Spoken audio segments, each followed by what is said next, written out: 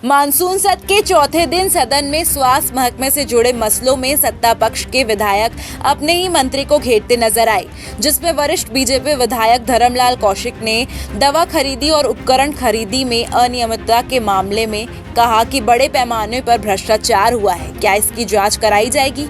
CGMSC ने दवा और मेडिकल उपकरण की खरीदी में जमकर भ्रष्टाचार किया गया है। एजी ने भी अपनी रिपोर्ट में इस पर आपत्ति जताई है। नियमों के विरुद्ध बाजार दर से अधिक कीमत पर खरीदी की गई। बिना मांग सरकारी अस्पतालों में जांच किट भेजी गई। 30 से अधिक जिलों में बगैर डिमांड के रिएजेंट भेज दिया गया। इसकी खरीदी कई गुना अधिक दर पर गई।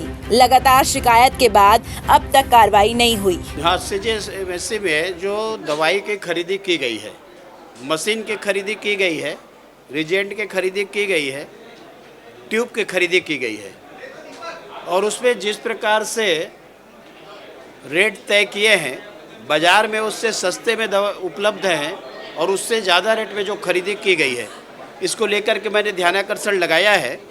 और इसमें मुख्य रूप से जो मोक्षित मेडिकेयर साथ ही 9M इंडिया के द्वारा जो खरीदी की गई है, इसमें EDTA ट्यूब, साथ ही इसमें D dimer, fully auto analyser machine और उसके साथ में रिजेंट दवाइयाँ, ये जो खरीदी की गई है, निश्चित रूप से इसमें बड़ा करप्शन का मामला है, भ्रष्टाचार का मामला है।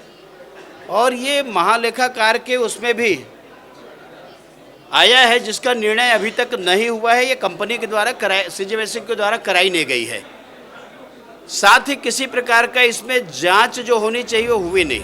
वहीं भाजपा के ही विधायक अनुज शर्मा ने सवाल उठाते हुए कहा कि कोरोना काल की आड़ में करोड़ों रुपए का हेरफेर किया गया है। इस पर भी मंत्री से जांच के लिए आग्रह किया। दंतेवाड़ा से लेकर सुकमा, बस्तर, सुदूर अंचलों में पैसे की हेरफेर की गई। हाल में विभिन्न मदों में आपातकालीन परिस्थितियों में खर्च करने के लिए जिलों में मद भेजा जाता था, जिसमें अलग अलग मद में परचेजिंग की जाती थी। कोविड काल गुजरने के बाद भी अलग अलग मदों में पैसे भेजे जा रहे हैं और इसमें बहुत बड़े पैमाने पर भ्रष्टाचार हो रहा है। इसमें संचालनालय में पदस्थ अधिकारी इसका पूरा फायदा उठा रहे हैं और इसमें एक मद है, अन्य व्यावसायिक मद 10009। इस मद में चिन्हित जिलों को ज़्यादा से ज़्यादा पैसा भेजा जा रहा है और यहाँ सिर्फ कोटेशन के आधार पे करोड़ों की खरीदी की जा रही है। इस पर मैंने सवाल लगाया था और मैंने आज माननीय मंत्री जी से आग्रह किया कि क्या इस मद की जांच वो कराएंगे। इस पे उन्होंने आश्वासन दिया है। वहीं कांग्रेस विधायक रामकुमार यादव ने सत्ता पक्ष के ही विधायक द्वारा अपने ही मंत्रियों को सदन में घेरे जाने और कांग्रेस सरकार के समय खरीदी पर लगाए गए आरोप को लेकर कहा, यह सरकार विपक्ष में थे तब से कांग्रेस पर आरोप लगा रहे थे और आज सत्ता में आए 8 महीने बीत चुके हैं, फिर भी आरोप ही लगा रहे हैं। 8 महीने में अब तक क्या जाँच किए हैं? अगर कोई गलत है तो खुद सरकार में है, जाँच करवाएं और कार्रवाई करें। देखो, ये हंसी के बात है कि 8 महीना पहले हमार सरकार रही और 8 महीना ले भाजपा के सरकार है। जब एमन हमार सरकार के पहले हमार सरकार है तब एक आरोप लगाए कि कांग्रेस ने ऐसा किया, कांग्रेस ने वैसने किया। अब सरकार में उसने बोल के भी आगे, अब 8 महीना से भी उसने आरोप लगा थे। अगर सरकार में हो तो जांच कराओ, दोषी को आप जो है सजा दो, लेकिन आप ला ये कहे का अधिकार नहीं है। आप ला 8 महीने में कोई न कोई निर्णय तक आ जाना रही से आरोप 8 महीने से लगाते हुए आप एक प्रकार का पर नाकामी ले छुपाए के लिए आप ऐसे आरोप हम पर लगाता हूँ। मैं आपके माध्यम से कहना चाहता हूँ कि आप लोग आरोप लगा के लिए कोई जगह नहीं है, आप लोग काम करे के लिए आप लोग जगह है। स्वास्थ्य मंत्री श्याम बिहारी जायसवाल ने कहा कि सीएजी की ऑडिट सतत चलने वाली प्रक्रिया है। अब तक कुल 25 शिकायतें प्राप्त हुई है। इनमें से 15 शिकायतों का निराकरण हो गया है। 10 शिकायतें प्रक्रियाधीन हैं।